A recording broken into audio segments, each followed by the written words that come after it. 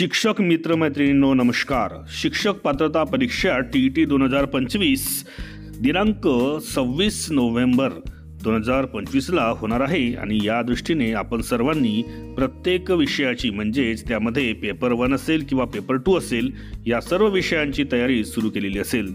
तर यामध्येच थोडासा हातभार लावण्यासाठी आज मी इंग्रजी या विषयाचे पेपर 1 आणि 2 मध्ये येणारे मोस्ट इम्पॉर्टंट प्रॉबेबल 30 क्वेश्चन्स आपल्यासाठी घेऊन आलोय।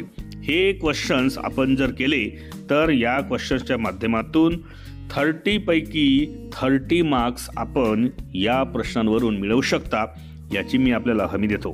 कारण मी सुद्धा आपल्यासारखाच TET साठी प्रयत्न करणारा एक शिक्षक आहे आणि त्यामुळेच मला आवश्यक वाटलेले किंवा जे मोस्ट प्रॉबेबली आहेत असे 30 क्वेश्चन्स मी आपल्यासाठी आज घेऊन आलोय। त्यामुळेच या व्हिडिओला सुरुवात करण्यापूर्वी हे चॅनल एज्युकेशनल मनोहर यावर आपण नवीन असाल तर हे चॅनल आपण सबस्क्राइब करायला विसरू नका आणि हा व्हिडिओ बघितल्यानंतर या व्हिडिओला एक लाईक आणि जास्तीत जास्त शेअर करायला विसरू नका। चला तर जास्त वेळ न करता आपण आपल्या प्रश्नपत्रिकेला आणि त्याच्या उत्तरांना समजून घेऊया आणि त्यासोबतच त्याची उत्तरे सुद्धा आपण या ठिकाणी पाहूया। तर पहिला सेंटेन्स आहे A sentence with an underlined phrasal verb is given below. Out of the 4 options, choose the one which can be substituted for the given phrasal verb. या ठिकाणी एक सेंटेन्स दिलेला आहे। त्या ठिकाणी तुम्हाला काय करायचं आहे, एक जो अंडरलाइंड फ्रेजल व्हर्ब आहे लुकिंग अराउंड त्याच्यासाठी करेक्ट ऑप्शन आपल्याला या ठिकाणी निवडायचा आहे। तर लुकिंग अराउंड या शब्दाचा अर्थ काय होतो, तर या शब्दाचा करेक्ट जो मीनिंग आहे तो दिलेल्या ऑप्शनमध्ये आपण लिहू शकतो ऑप्शन बी सर्चिंग। म्हणजेच लुकिंग अराउंड या शब्दाचा किंवा या फ्रेजचा अर्थ होतो सर्चिंग, म्हणून आपलं करेक्ट ऑप्शन आहे ऑप्शन बी। त्यानंतर क्वेश्चन 2 पहा, a sentence with an underlined word is given below, find the word which is most similar in meaning to the underlined word. या ठिकाणी एक अंडरलाइन केलेला शब्द आहे आणि तो एका सेंटेन्समध्ये दिलेला आहे। तुम्हाला काय करायचं आहे, दिलेल्या ऑप्शनमधून त्या अंडरलाइंड वर्डसाठी मोस्ट सिमिलर मीनिंग असलेला वर्ड शोधायचा आहे। तो शब्द आहे एम्बेलिश्ड। तर या ठिकाणी वाक्य पहा, Susan embellished the plain curtains. Plain curtains होते त्यांना तिने एम्बेलिश केलं, म्हणजे या ठिकाणी आपल्याला सरळ सरळ समजते की तिने त्या साध्या असलेल्या कर्टेन्सला काय केलं, डेकोरेट केलं आणि म्हणून आपलं या ठिकाणी करेक्ट ऑप्शन आहे जे उत्तर आहे ते आहे ए डेकोरेटेड।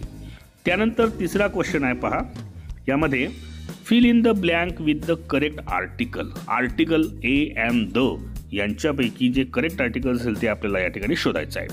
आय स्टडीड रिकामी जागा French in high school for 4 years।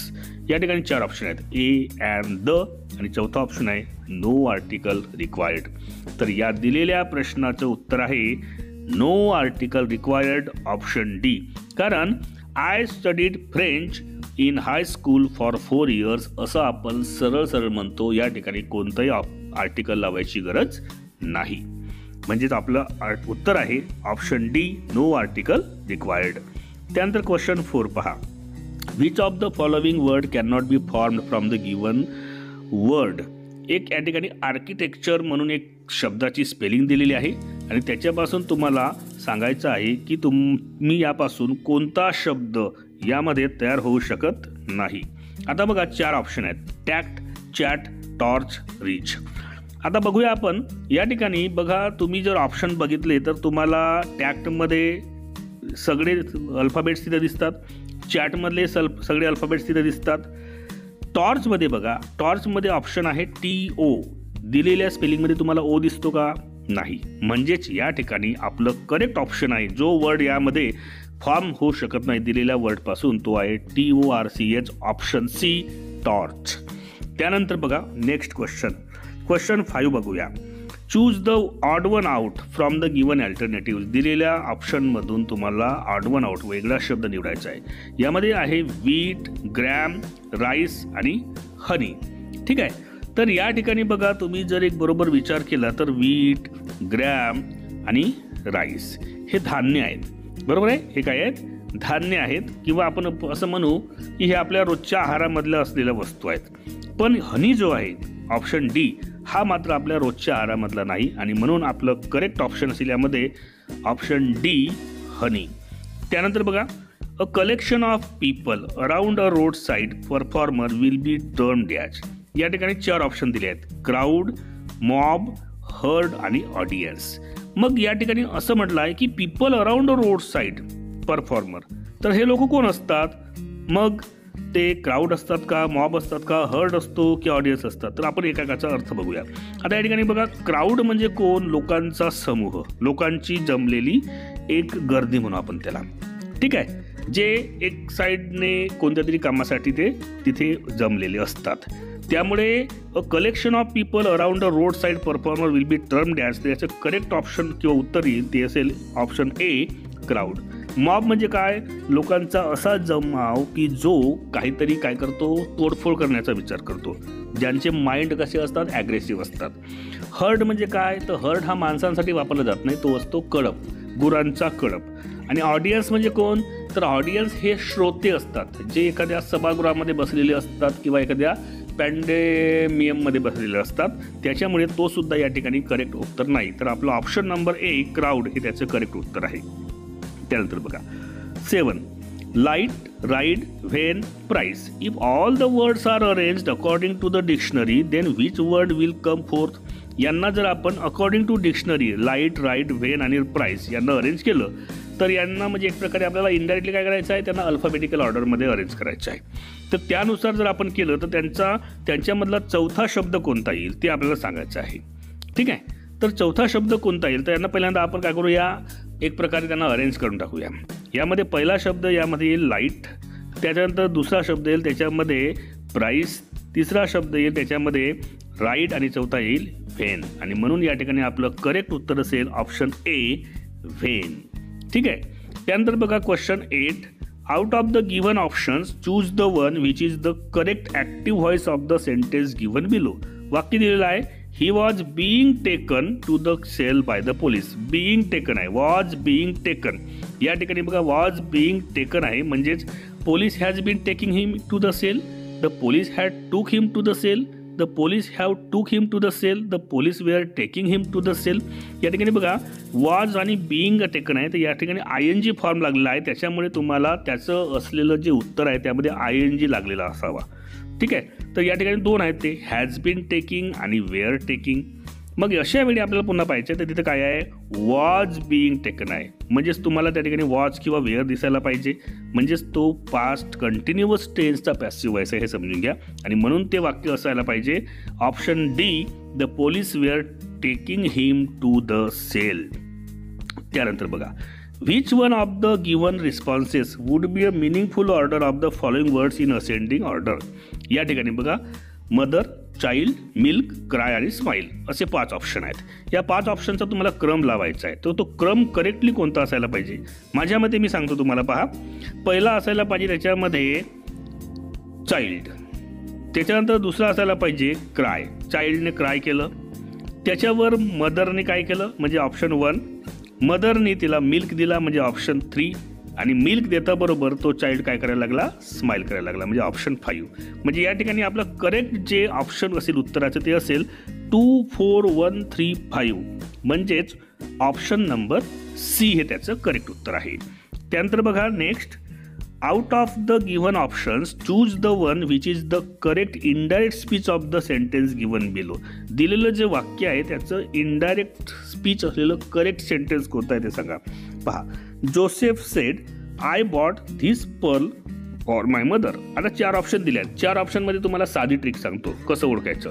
I bought आहे म्हणजेच आपण या ठिकाणी ही बॉट म्हणू, तर ही बॉट आहे म्हणजे ही म्हणजे सब्जेक्ट प्लस V2 आहे म्हणजे हा सिम्पल पास्ट टेन्स आहे. तर सिम्पल पास्ट टेन्सचं इनडायरेक्ट स्पीचमध्ये आपण करतो पास्ट परफेक्ट टेन्स म्हणजे subject plus had plus V3.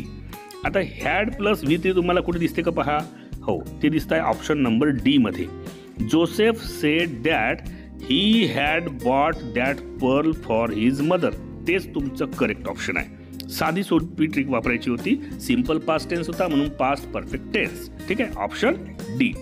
त्यानंतर बघा a sentence with an underline idiomatic expression is given. दिलेलं एक वाक्य आहे ज्याच्यामध्ये एक इडिओमॅटिक एक्सप्रेशन दिलेलं आहे, त्याचं मिनिंग तुम्हाला काय करायचं आहे दिलेल्या ऑप्शन्समधून निवडायचं आहे.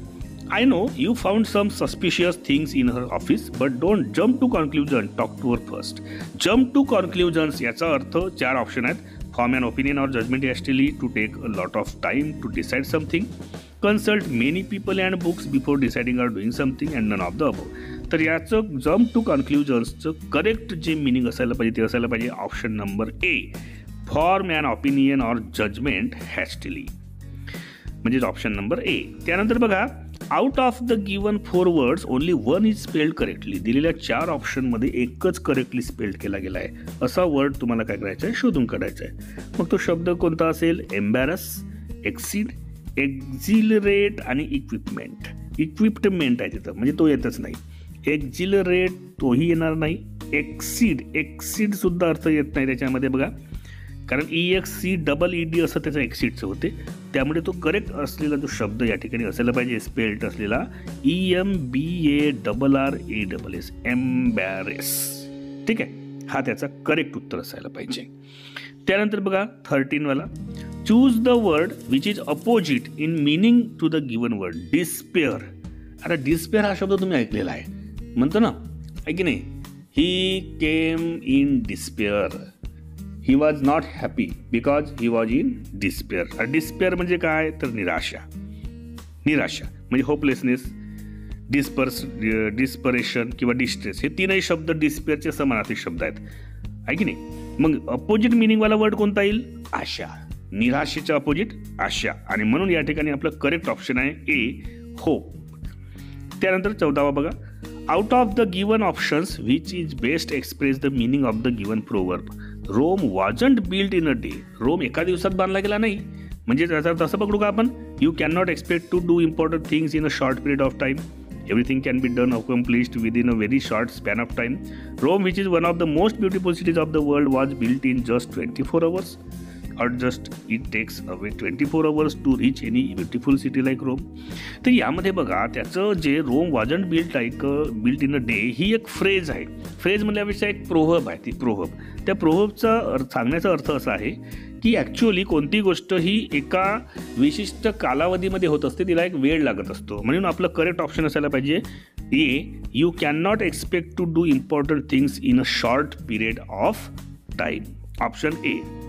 त्यानंतर out of the 4 alternative choose the one which can be substituted for the given word or sentence. दिलेल्या सेंटेन्स किंवा वर्डसाठी तुम्हाला एक शब्द त्यामध्ये निवडायचा आहे. ठीक आहे, आता या ठिकाणी 4 शब्द कोणते दिलेले आहेत? एक आहे त्यामध्ये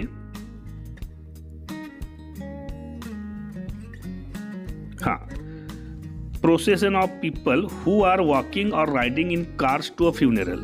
तर कार आणि कार्समध्ये किंवा जे चालत आहेत अशा लोकांचं एक प्रोसेशन म्हणजे काय? जमाव आपण म्हणतो, किंवा त्यांची एक आपण फेरी म्हणतो, तिला म्हणतो आपण कॉर्टेज. ऑप्शन ए, तिला काय म्हणतो आपण? कॉर्टेज. कारण बाकीच्यांचा अर्थ तो होत नाही, आणि म्हणून तिचा अर्थ होतो cortege, a procession of people who are walking or riding in cars to a funeral. ठीक आहे, समोर बघूया आपण. क्वेश्चन 16 काय म्हणतो बघा, out of the 4 options choose the one which can be substituted for the given phrasal verb. एक phrasal verb दिला आहे, look ahead. One should look ahead for success. तर या ठिकाणी 4 ऑप्शन आहेत, अँटिसिपेट, डिसरिगार्ड, निग्लेक्ट, ओव्हरलुक. आता समजा आपण या प्रश्नाचं उत्तर लिहिलं अँटिसिपेट, म्हणजे अँटिसिपेटच का, दुसरे का नाही?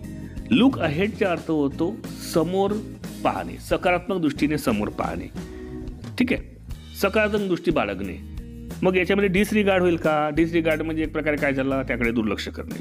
निग्लेक्ट म्हणजे त्याला निग्लेक्ट करणे. निग्लेक्ट करणे म्हणजे काय? अवॉइड करणे. आणि ओव्हरलुक म्हणजे काय? फक्त वरवर पाहणे. मग त्याच्यामध्ये त्याचा एक परफेक्ट मिनिंग जो असतो तो असतो अँटिसिपेट. अँटिसिपेट म्हणजे काय? Grab the opportunity or to see the opportunity. आणि म्हणून या ठिकाणी one should look ahead for success म्हणजे one should search the opportunities, म्हणजे anticipate for success. Option A. त्यानंतर out of the 4 options choose the one which can be substituted for the given phrasal verb. या ठिकाणी वाक्य आहे, the sides of the box came apart while opening it. Came apart बघा, sides of the box, त्या बॉक्सच्या sides केम apart म्हणजे बाहेर आल्या जेव्हा त्याला आपण ओपन केलं. मग त्या गॉट युनायटेड, त्या एकत्र झाल्या का? नाही, त्या झाल्या गॉट सेपरेटेड. त्या काय झाल्या? गॉट सेपरेटेड आणि म्हणून या प्रश्नाचे उत्तर आहे ऑप्शन बी गॉट सेपरेटेड. त्यानंतर समोर बघूया आपण 18वा बघा. Out of the given options choose the one which is the correct passive voice of the sentence given below. दिलेलं वाक्य आहे which newspaper do you read. या वाक्याचं करेक्ट पॅसिव्ह व्हॉइस कोणतं असायला पाहिजे. बघा या ठिकाणी हे WH क्वेश्चनचं एक वाक्य आहे आणि या वाक्याचं आपल्याला पॅसिव्ह व्हॉइस करायचं आहे. या ठिकाणी तुम्हाला एक साधी गोष्ट सांगतो मी. बघा डू यू रीड हा वाला पार्ट पहा तुम्ही फक्त वाक्याचा. याला सरळ करा. याला काय होईल यू डू रीड म्हणजे यू रीड न्यूजपेपर असं त्याला सरळ करा. यू रीड न्यूजपेपर म्हणजेच न्यूजपेपर आणि यू रीड म्हणजे तो काय आहे प्रेझेंट टेन्समध्ये आहे. त्याच्यामुळे न्यूजपेपर प्रेझेंट टेन्समध्ये इज एक आहे म्हणून is read by you. Newspaper is read by you. मग आपण त्याला सरळ आणूया. न्यूजपेपरला मागे होतं त्याला समोर आणूया. म्हणून त्याला आपण काय करूया which newspaper is read by you. बघा is read by you option D हे त्याचं उत्तर असायला पाहिजे. Out of the given options choose the most appropriate one to fill in the blank. She from her chair to welcome us. या ठिकाणी साधी गोष्ट आहे. आम्हाला आमचं स्वागत करण्यासाठी ती उठली असं त्याचं मराठीमध्ये करतो आपण. उठली म्हणजे काय हॅव राईज का नाही. तो एकतर तो गलत आहे कारण त्याच्यामध्ये रायझन पाहिजे होतं.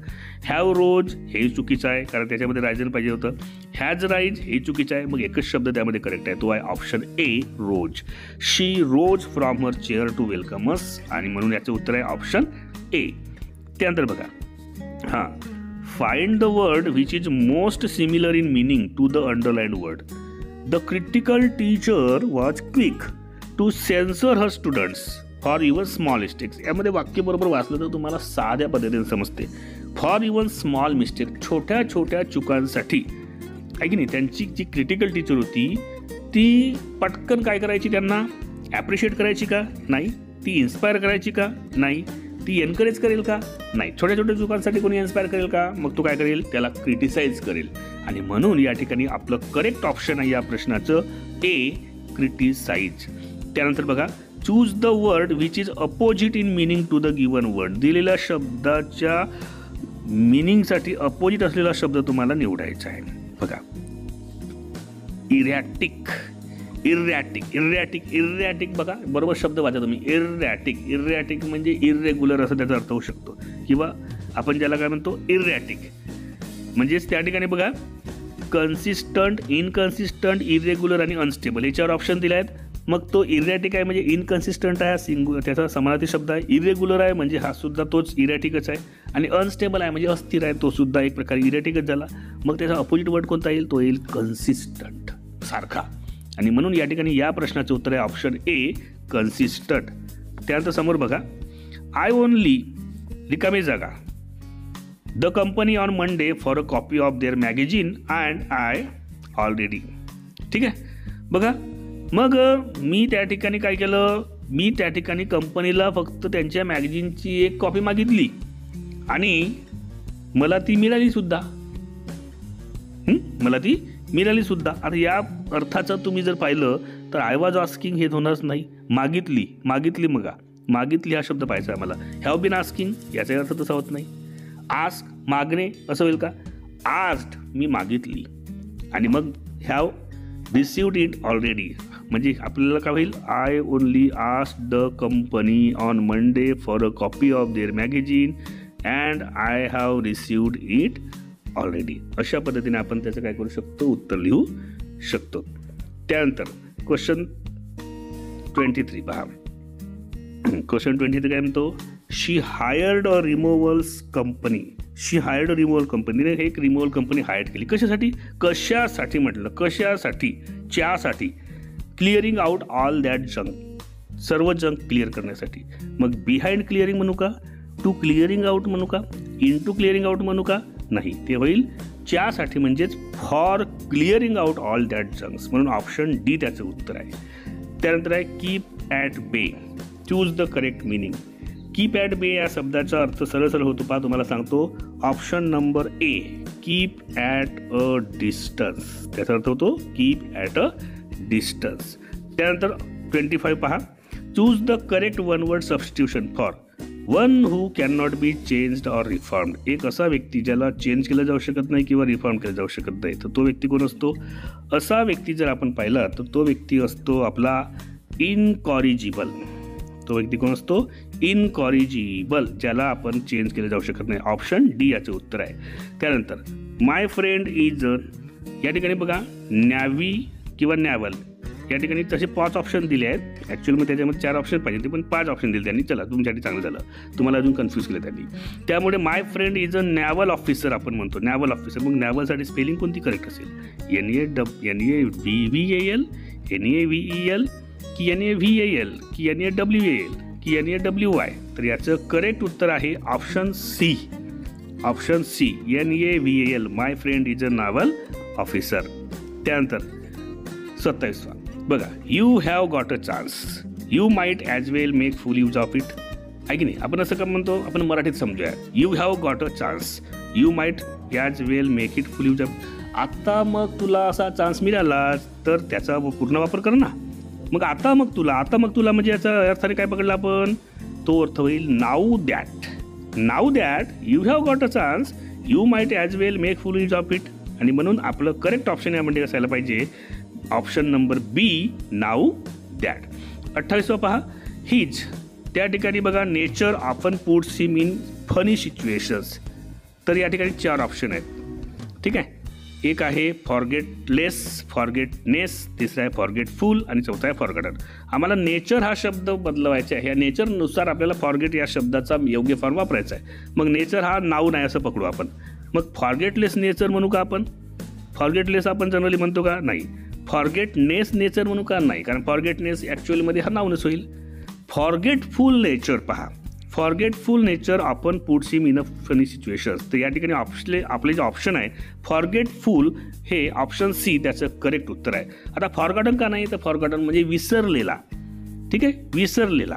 त्याच्यामुळे फॉरगॉटन हा जनरली आपण ॲज अ ॲडजेक्टिव्ह म्हणून वापरू शकतो, पण करेक्ट जो मिनिंग असलेला शब्द आहे तो असेल या ठिकाणी फॉरगेटफुल. ठीक आहे, आणि म्हणून याचं उत्तर आहे ऑप्शन सी, फॉरगेटफुल. त्यानंतर बघा, was he not a villain to do such a deed, change into assertive sentence. Assertive sentence करायचं आहे. मग ॲसर्टिव्ह सेंटेन्स करत असताना आपण काय करतो? जर वाक्य निगेटिव्ह असेल तर ते पॉझिटिव्ह करतो. याचं वाक्य सरळ करा बरं. वॉज ही नॉट, याचं करू आपण he was not. He was not मधला नॉट काढा. मग काय होईल ते? He was a villain to do such a deed. He was a villain to do such a deed कोणत्या ऑप्शनमध्ये आहे? ऑप्शन डी मध्ये आहे. आणि म्हणून आपण या प्रश्नाचं करेक्ट ऑप्शन लिहू शकतो option D, he was a villain to do such a deed. आणि एक शेवटचा प्रश्न तुमच्यासाठी घेऊन आलो आहे. एक मोठा प्रश्न आहे पहा. आर्टिकल्स भरायचे आहेत तुम्हाला. Author of this book came to our college yesterday. आता या ठिकाणी 2 आहेत, तुम्हाला 2 ठिकाणी हा करू शकतो तुम्ही. या ठिकाणी पहिल्यांदा ऑथर हा एक सुप्रीम म्हणजे शब्द किंवा आपण एक महत्त्वाचा इम्पॉर्टंट माणूस म्हणू शकतो, म्हणून द वापरू. The author of this book came to our college yesterday and gave, काय दिला? एक लेक्चर दिला असेल त्यांनी, लेक्चर. अ लेक्चर लिहू आपण. अ लेक्चर ऑन कशावर? Importance of reading books. Importance हा नाऊन आहे किंवा एक प्रकारे तो ॲडजेक्टिव्ह म्हणून वापरला जाऊ शकतो. आणि म्हणून या ठिकाणी इम्पॉर्टन्सला आपण द वापरूया. The importance of reading books for education. एज्युकेशनसाठी आर्टिकलची गरज नाही आपल्याला, फॉर एज्युकेशन. आणि म्हणून आपलं जे करेक्ट उत्तर येईल ते असेल the author of this book came to our college yesterday and gave a lecture on the importance of reading books for education. आणि हे कुठं आहे? द नो आर्टिकल हे आहे आपल्या ऑप्शन नंबर डी मध्ये. आणि म्हणून या प्रश्नाचं उत्तर असेल ऑप्शन डी.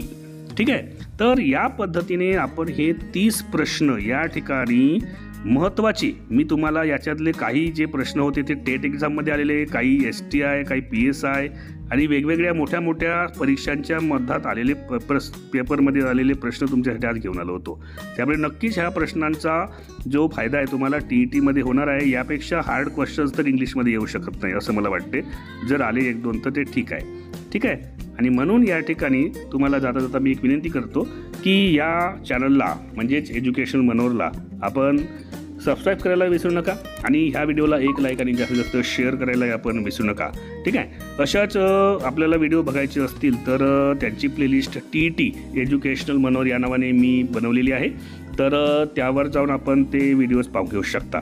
चला तर मी आपली आता रजा घेतो. सर्व माझ्या शिक्षक मित्रमैत्रिणींना माझा नमस्कार.